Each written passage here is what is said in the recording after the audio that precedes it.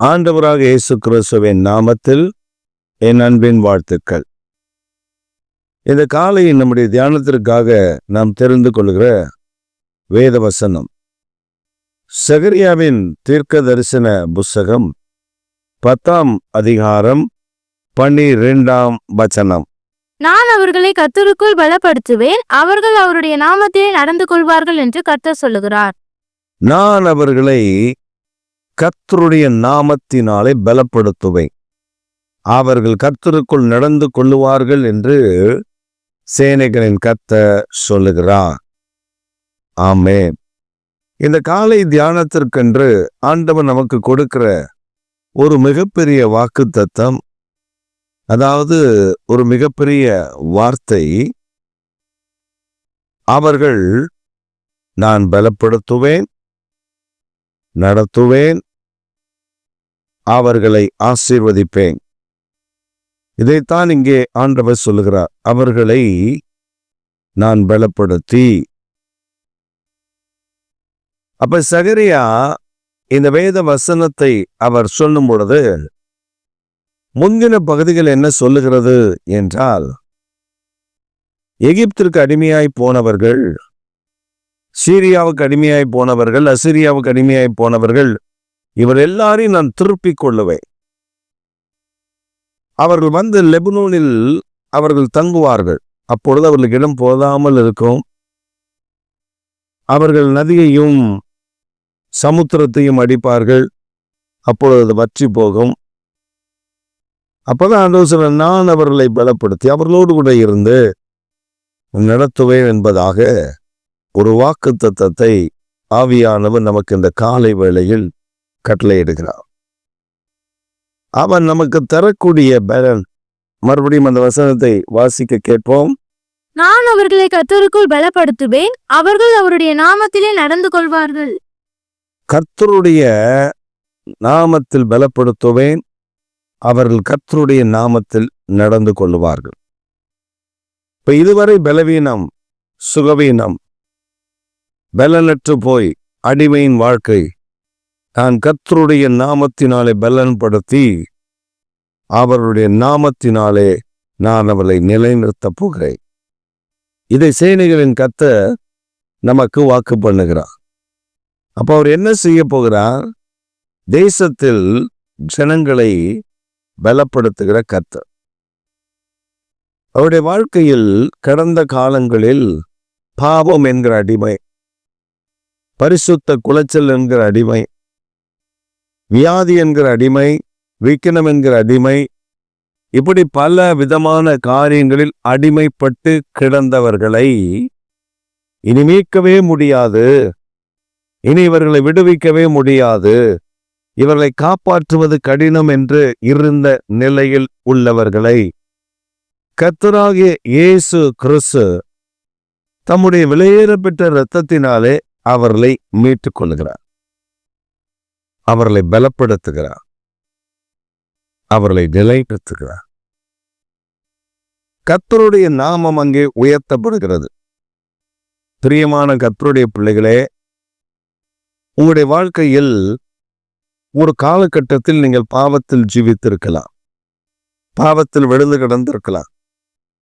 ஆனால் பாவத்திலிருந்து உங்களை விடுதலை பண்ணி பரிசுத்தமுள்ள வாழ்க்கையில் உங்களை கொண்டு வந்து, நான் பரிசுத்தராக நீங்களும் பரிசுத்தமாய் இருங்கள் என்று உங்களை பார்த்து சொல்லி உங்களை பலப்படுத்தி உங்களுக்கு சகாயம் பண்ணி உங்களுக்கு அற்புதங்களை செய்து அதிசயங்களை நடப்பித்து ஆச்சரியமான தம்முடைய கிருபையை உங்களுக்கு தந்து உங்க மேல ஆண்டவர் தம்முடைய பலனை கட்டளையிடுகிறேன் என்று சொல்லுகிறார்.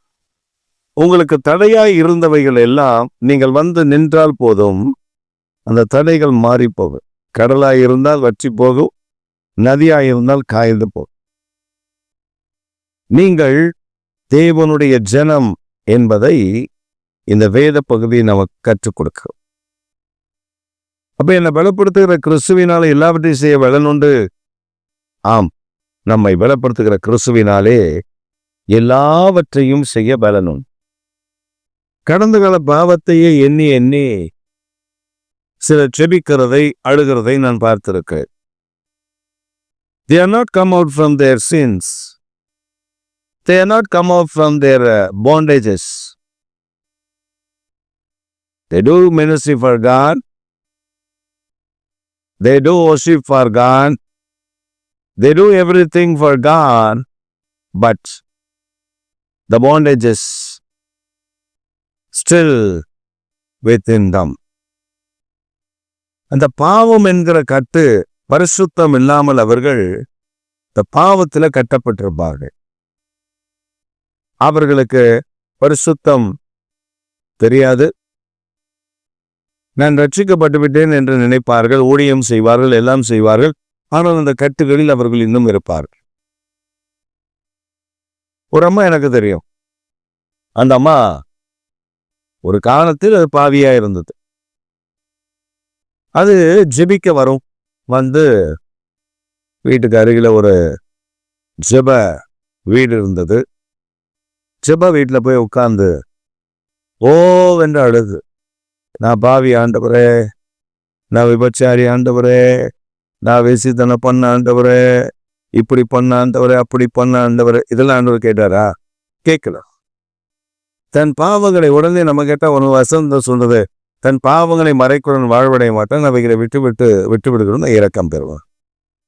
அதுல தெளிவா இருக்கு.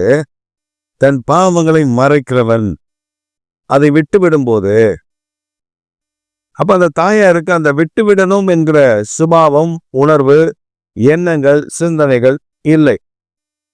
நான் ஒரு பாவி, இயேசு என் பாவத்துக்காக ரத்தம் சிந்தினார். ஆனா அந்த பாவத்தை கழுவதற்கு தன்னை விட்டு கொடுக்கவில்லை. பல நேரங்களில் போராட்டம், பல நேரங்களில் நெருக்கடி, பல நேரங்களில் ஆண்டவரை முழுமையாய் அறிவிக்க வேண்டிய, முழுமையாய் அறிந்து கொள்ள வேண்டிய அவர்கள் ஆண்டவரை முழுமையாய் அறிந்து கொள்ளவில்லை. இன்றைக்கு நாமும் கூட அப்படி சிலர் இருக்கலாம். எப்படி இருக்கலாம்? நான் ரட்சிக்கப்பட்டேன் அப்படின்னு சொல்லிட்டு என் பாவத்தை இயேசு மன்னித்து விட்டார், அந்த நிச்சயம் அது நமக்குள்ளே வேண்டும். நாம் என்ன சொல்றோம்? பாவத்தை இயேசு மன்னித்து விட்டார் என்று இன்றைக்கு சொல்லுவோம். அடுத்த நாள் சொல்லுவோம், என் பாவத்தை இன்னும் ஆண்டவர் மன்னிக்கல பொழுது, இன்னும் கொஞ்சம் கேப் இருக்கு.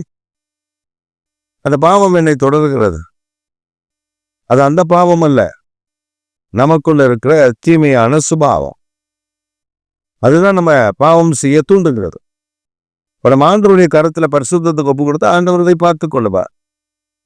ஈஸ்வர்லி அவர் கண்டிப்பாக நம்மை பரிசுத்தப்படுத்தி பாதுகாத்துக்கொள்ள அவர் உண்மை உள்ளவராக இருக்கிறார். சிலருடைய வாழ்க்கையில என்ன விதமாக நினைக்குவாங்க, ஆண்டவர் இவ்வளவுதான், இந்த லிமிட்டேஷனுக்கு மேல ஆண்டவர் வரமாட்டார், நம்ம தான் இதெல்லாம் தாண்டி போனோம். பிரியமானவர்களே, அப்படி அல்ல. நீ உன் பலவீனத்தில் எனக்கு இதுக்கு உதவி செய்யும் என்று கேட்டால் கர்த்தர் உனக்கு உதவி செய்வார். உன் நெருக்கடியில் ஆண்டவரே எனக்கு உதவி செய்யும் என்று கேட்டால் அவர் உனக்கு உதவி செய்வார். உன் பிரச்சனைக்கு நடுவில் எனக்கு உதவி செய்யும் என்று கேட்டால் அவர் உனக்கு உதவி செய்வார். உன் பிரச்சனை எவ்வளவு பெருசு, உன் பாடுகள் எவ்வளவு பெருசு, உன் போராட்டங்கள் எவ்வளவு பெருசு என்பது அவருக்கு முக்கியம் அல்ல. ஒரு அம்மா சொல்லும்போது சொல்லுச்சு, என் வீட்டுக்காரர் என்ன இப்படிலாம் பாவம் செய்ய தூண்டினார், அது ரட்சிக்கப்பட்டுச்சு, அபிஷேகப்பட்டுச்சு. ஆனா இன்னும் என் வீட்டுக்காரர் எனக்கு என்னை கொண்டு இப்படி எல்லாம் பாவம் செய்தான். நான் சொன்ன, அவர் உன் வீட்டுக்காரம்மா, நீ வேறொரு விபச்சாரி கிடையாது. உன் வீட்டுக்கு உன் கணவனா, உன் கணவன் உன்னை அவனுடைய ஆசைக்கு அவன் பயன்படுத்தினால் அது பாவம் அல்ல. வேதம் சொல்லுகிறது, மனைவியை, அவன் கடமையை, மனைவிக்கு செய்ய வேண்டிய கடமையை புருஷன் செய்ய வேண்டும். இன்னமா சொல்லுது, நான் ஆண்டவருக்கு பரிசுத்தம். சரி, நீ ஆண்டவருக்கு பரிசுத்தம், வேற எந்த பாவமும் இல்லையா அப்படின்னா, அதனுடைய வாழ்க்கையில பாத்தீங்கன்னா வேற வேற காரியங்கள் அதுக்கு இருக்கு. தன்னை பரிசுத்தவாட்டி என்று மற்றவர்களுக்கு நடுவில் காண்பித்துக் கொள்ள வேண்டும். நீ வெள்ளை உடை அணிவதனாலே பரிசுத்தவாட்டி அல்ல. நீ வெள்ளையாய் போட்டுக் கொள்வதனாலே நீ பரிசுத்தவாட்டி அல்ல. ஓ இருதயம் மாற்றப்பட வேண்டும். வேதம் சொல்லுகிறது, வெள்ளை அடிக்கப்பட்ட கல்லறையே மனம் திரும்பணும். அப்ப ஆண்டவர் அந்த பாவத்திலிருந்து தீமையிலிருந்து விடுவித்து அவர்களை கொண்டு வந்து தம்முடைய கரத்தினால பலப்படுத்தி அவர்களுக்கு உதவி செய்வதற்கு ஆண்டவர் ஆயத்தம் உள்ளவராய் இருக்கிறார். மறந்து விடாதீங்க. உங்க குறைகள் எதுவாக இருக்கலாம், உங்க பாவங்கள் எதுவாக இருக்கலாம், அத்தனையும் சிலுவையில் ஆண்டவர் ஜெயித்து விட்டார். மறுபடியும் ரீகால் பண்ணுவோம் பிசாசு. நீ இந்த பாவத்துல இருக்க, நீ இருந்து வெளியே வரணும். நாம சொல்லணும், இந்த பாவத்தை இயேசு சிலுவையில் ரத்தம் சிந்தி எனக்கு கழுவி விட்டார், இனி எனக்குள் பாவம் இல்லை.